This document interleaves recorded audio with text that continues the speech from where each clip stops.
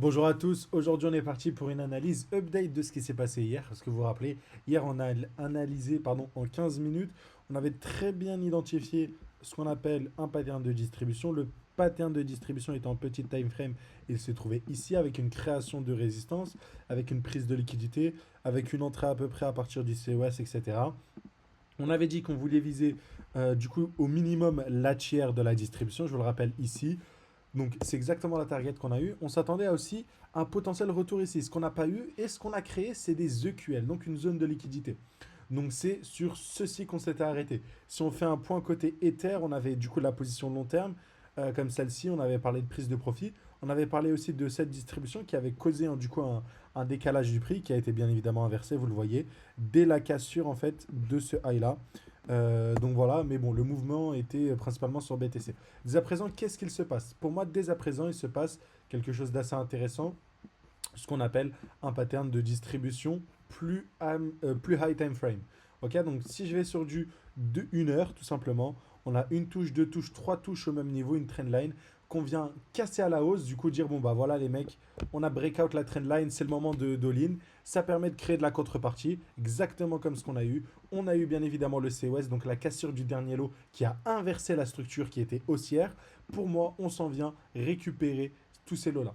On va venir les récupérer et je pense du coup réagir dans cet order block. Je dirais même que dans cet order block, on va un peu avant, je pense, réagir surtout dans cette fair value gap qui reste, donc dans une de ces deux zones, d'où le fait de la prise de profit. Donc cette analyse, donc vous le voyez juste ici, l'analyse que j'ai envoyée aux élèves de l'école et aussi à ceux qui sont parmi le groupe Les Signaux. Donc si jamais vous voulez avoir mes analyses en temps réel et pouvoir potentiellement les exécuter, généralement ce genre d'analyse, c'est plus les élèves de l'école qui vont la comprendre, qui vont réussir à se l'approprier et à l'exécuter parce qu'ils ont ma stratégie que vous pouvez aussi accéder directement dans la description. Tout est condensé de A à Z, pas de surplus d'informations, etc. Vraiment droit au but, à l'essentiel, juste ce qu'il vous faut pour vous positionner, que ce soit sur ce que je vous ai démontré sur du 15 minutes et comme ce qu'on a fait sur du weekly, comme on a pu le faire depuis maintenant, bah, je peux le dire, hein, des années, 3 ans à peu près, depuis 2022. Donc, ouais. Bref, en tout cas, depuis 3 ans de manière publique. Anyways, ceci étant dit, du coup, j'ai identifié ça. Selon moi, c'était un pattern qui va permettre, ok, je vous le rappelle, qui va permettre de récupérer ces liquidités-là. Cependant, en plus de cette distribution, ce qui va être intéressant, c'est que ça pourrait causer un reversal. Pourquoi causer un reversal? Parce que selon moi, dès qu'on va prendre ces liquidités, on va revenir dans une FVG plus, en gros, tout ce bloc-là qui est très très fort en fait. En fait, tout simplement une demand qu'on a déjà évoqué depuis plusieurs jours. Pour moi, ce sera assez fort pour refaire décaler le prix à la hausse du côté Bitcoin et de le renvoyer à la hausse. En plus, Bitcoin serait attiré par ces EQH, tout simplement cette résistance qui comporte, bah, qui correspond à une zone de liquidité selon moi. Exactement comme ce qu'on a eu ici. Pour moi, on a laissé ça pour ensuite inciter les shorters à vendre la résistance et pouvoir passer cela comme dans du beurre et aller chercher un peu plus haut. On vous le rappelle, la tendance est toujours baissière et nos COS long terme pour la suite, bien évidemment, se retrouvent par exemple sur Bitcoin. Ici, vous le voyez avec la petite alerte. Du côté Ethereum, c'est pareil, sauf que c'est beaucoup plus haut du côté Ethereum. On se retrouve quand même à 3400 $. Voilà, voilà. Donc n'oublions pas. Donc maintenant, comme ce qu'on a vu sur BTC, je pense qu'il y aura quelque chose, moi, à jouer.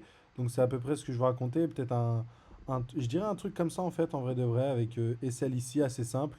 D'ailleurs, juste viser les EQH. Bon, c'est pas le meilleur des RR, hein, je vous le rappelle, mais voilà, continuation haussière. Je pense qu'on va au moins revenir jusqu'ici sur Bitcoin. Donc ça nous donne quand même une jolie position, selon moi, sur du court terme, hein. Bien sûr, je suis sur du 1 heure à l'heure où j'analyse tout cela. Ok, on s'entend bien.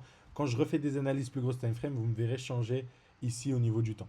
Si on du coup calque ça du côté Ethereum, bah, Ethereum, nous, on a déjà récupéré en fait cette dimension là. On pourrait avoir un truc plus profond pour revenir dans cet order block précisément, ok.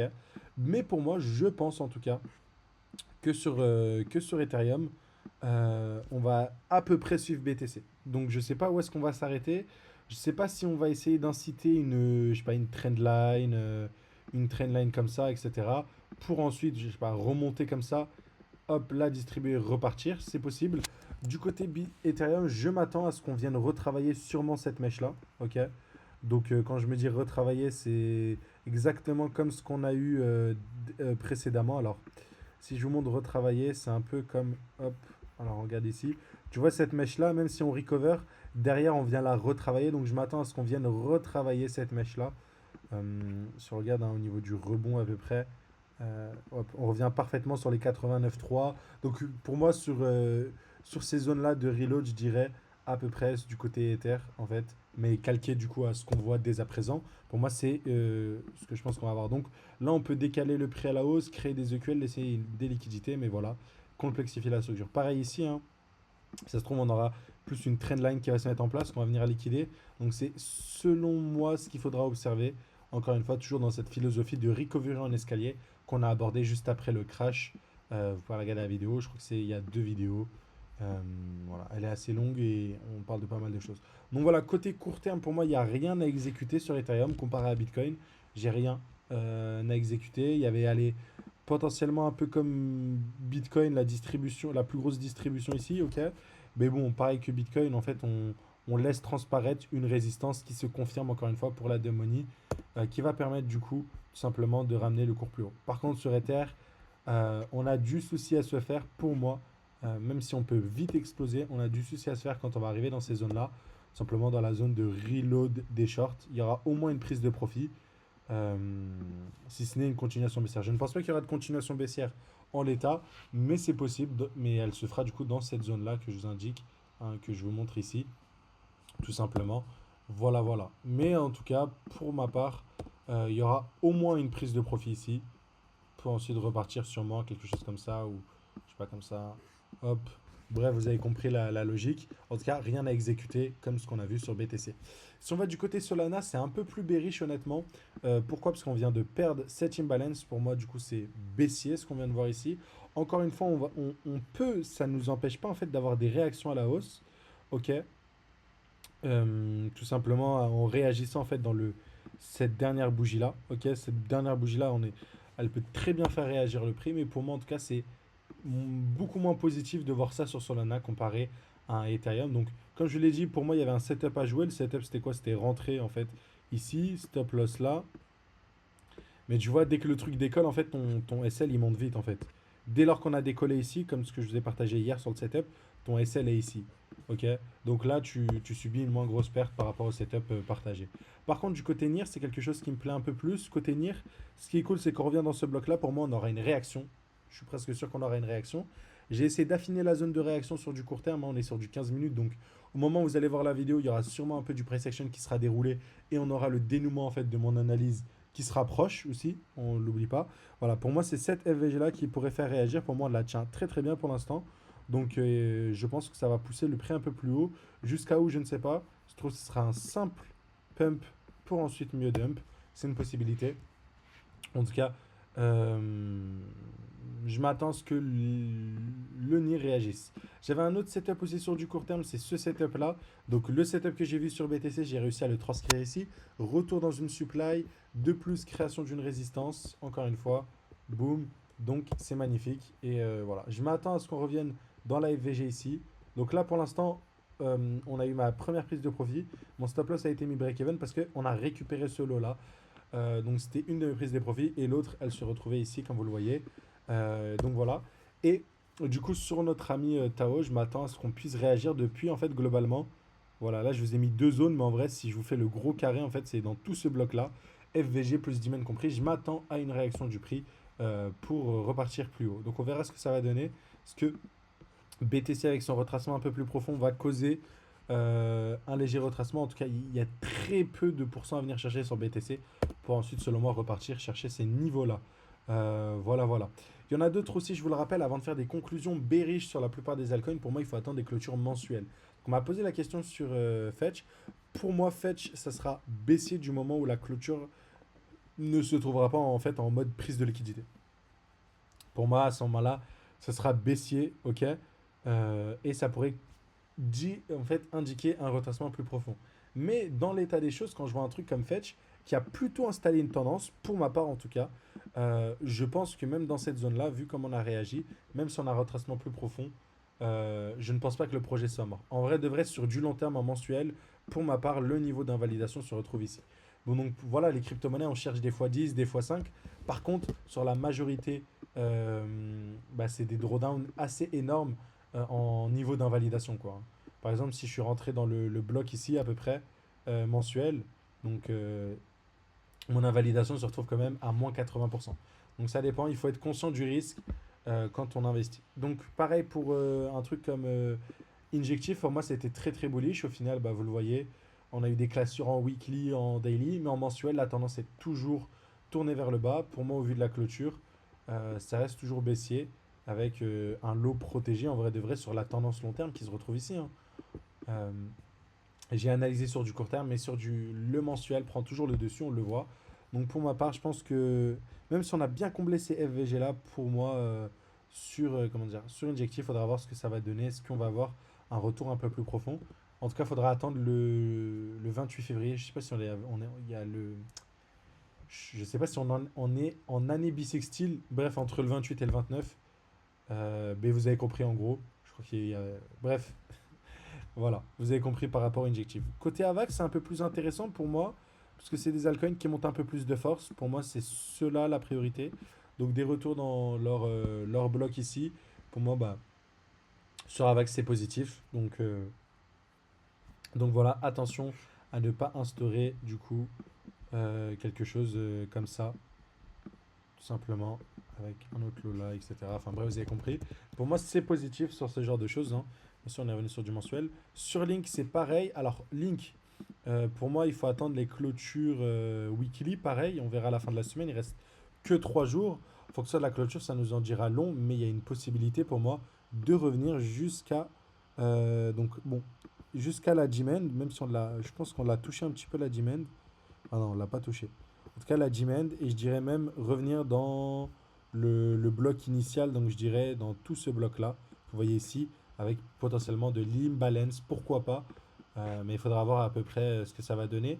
Encore une fois, tout est tourné vers le bas, hein, on le rappelle.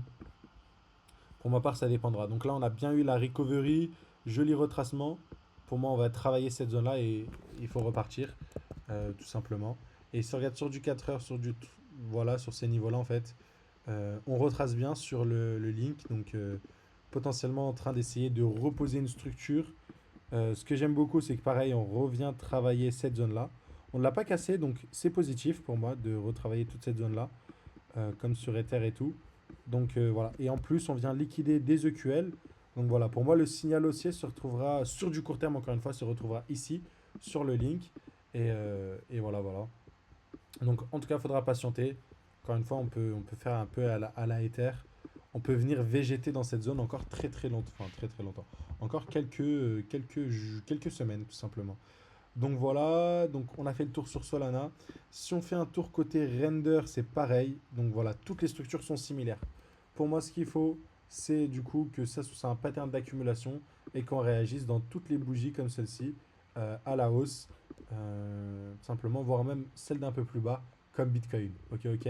Si je fais un petit point sur Aptos, pour moi qui représentait une opportunité que j'ai rechargé un peu plus haut et pendant la correction, encore une fois. C'est exactement pareil. Ce qui est intéressant, c'est que pareil, comme Bitcoin, on a laissé des EQL. Maintenant, à voir comment ces EQL vont faire réagir le prix. Voilà, voilà. Hier aussi, on a eu BlackRock qui a injecté 300 millions environ. Enfin, en tout cas, il y a 300 millions, un peu moins, pardon, qui ont été injectés sur l'ETF de BlackRock, qui est quelque chose de positif. Et je parle bien d'Ethereum. Donc voilà. Et ça pourrait profiter à tout le marché altcoin. Donc, pareil, sur Aptos, il faudra suivre. On est sur des phases très, très tricky sur le marché parce que peut-être qu'on a des trendlines. Peut-être que là, en fait, on va vous dire, bon, bah, on réaccumule. Au final, bah, cette trendline-là, boum. Alors, un truc comme ça, quoi. Donc là, on va faire une structure comme ça. Hop, on va récupérer la trendline. Et au final, on va casser, on va faire le COS, retracement. Pour ensuite mieux dump, tu vois, on va distribuer. Pour ensuite chercher, en fait, ces FVG-là sur Aptos. Donc voilà, c'est celle-là qu'il faut noter. Pour moi, il y a pas d'exécution à avoir, mais c'est des choses et des zones à noter pour ma part, tout simplement. Donc, euh, donc voilà, voilà. Il y a un truc comme Pendle aussi qui est assez intéressant, qui a quand même, alors je vous le remonte en mensuel, hein, qui a quand même énormément retracé. Alors je sais pas quoi penser d'un retracement comme ça. Pour moi, c'est assez simple. On est juste de retour dans le bloc long terme. Donc voilà, je me pose pas trop de questions pour ma part. Même si c'est un bloc qui n'a pas causé de cassure du high, voilà. mais ça reste quand même un bloc qui a délivré un très gros mouvement. Donc, pour ceux qui sont intéressés sur Pendle, pour ma part, c'est intéressant. Je dirais que pour les plus frileux au niveau de la structure, encore une fois, on a mis les alertes. Pour moi, l'alerte se retrouve à 4,20 4,02 $. Le mieux, en fait, pour ceux qui ont mal au crâne, c'est de mettre les alertes sur les highs et de se dire, bon, voilà, le marché, j'y touche plus. Soit je suis sorti, soit je re-rentre ou je ne sais quoi. En tout cas, j'y touche plus, peut-être. Donc, je ne rentre pas sur le marché. J'attends les cassures. Ensuite, je vois les beaux setups, les beaux altcoins. Et ensuite, je m'y expose, tout simplement. Donc, voilà, ça, c'est une possibilité, on est d'accord. Et c'est le mieux pour ceux qui ont mal au crâne. Après, ceux qui aiment bien jouer la volatilité, les petits setups court terme comme on avait sur BTC, pourquoi pas. Côté LPT, c'est intéressant de récupérer ces lots-là. Encore une fois, ça dépendra de la clôture. Sinon, c'est assez pessimiste. Euh, voilà, et si je regarde sur la globalité, il faut attendre encore voilà, quelques semaines. Pour moi, c'est les clôtures mensuelles les plus importantes. Donc, on verra bien. On verra bien, on verra bien. Mais voilà, dans la majorité des cas, c'est la même chose. Sur Arweave, pareil, on est dans la zone cruciale selon moi. Mais même si on a une mèche sous ces niveaux-là, ça me ferait penser à Theta. Ok, vous voyez ce bloc-là. Je vais vous le montrer sur Theta USD. Donc, si on va sur Theta USD, vous le verrez tout simplement juste ici. Hop, donc je vais me mettre en weekly. Pardonnez-moi. Donc on avait ce même bloc là sur Theta. Au final, on a réussi, si vous voulez, à un petit peu établir un pattern d'accumulation. Donc je pense qu'on aura la même chose sur AR et genre vraiment challenger ces lots là d'assez proche. Et pour moi, dès que tu verras ça, ce sera très positif. Et derrière, le truc, il délivre quand même une énorme explosion. Donc ça, c'était pour le bear market. On avait aussi ce bloc là, je vous le rappelle, qui était intéressant. Donc, comme vous le voyez sur Theta, en fait, le bloc mensuel, on a réussi à tu vois, à le titiller, créer des faux EQL un peu. Enfin, pas vraiment des EQL plutôt, mais vous avez compris un peu la vision, avant de refaire un peu un pattern d'accumulation comme ça. Donc, voilà, et après, dès le retour dans ce bloc, la réaction, elle est immédiate, hein, 230%. Donc, voilà, sur Arweave, je pense que c'est à peu près ça qui nous attend. Et dans tous les cas, au niveau de la structure mensuelle, bon, les stops techniquement sont ici en fait. L'invalidation long terme. Donc on verra comment ça va réagir. Pour moi, toujours positif sur notre ami Arweave. Ok. Un peu dommage qu'on ait lâché ce breaker. Ça se trouve qu'à la fin du mois, Arweave il aura tellement pump que ces breakers ici, bah, on va tenir au-dessus de ce niveau entre guillemets de support. Et voilà, donc on verra bien. Mais derrière, voilà, si je regarde par rapport au dernier bull market, c'est voilà, c'est flagrant, moins 83%.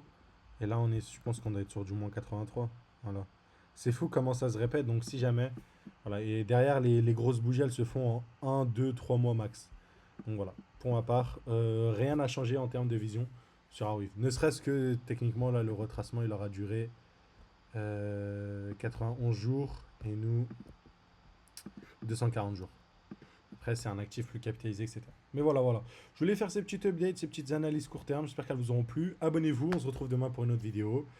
Et voilà, très très vite. Ciao, ciao.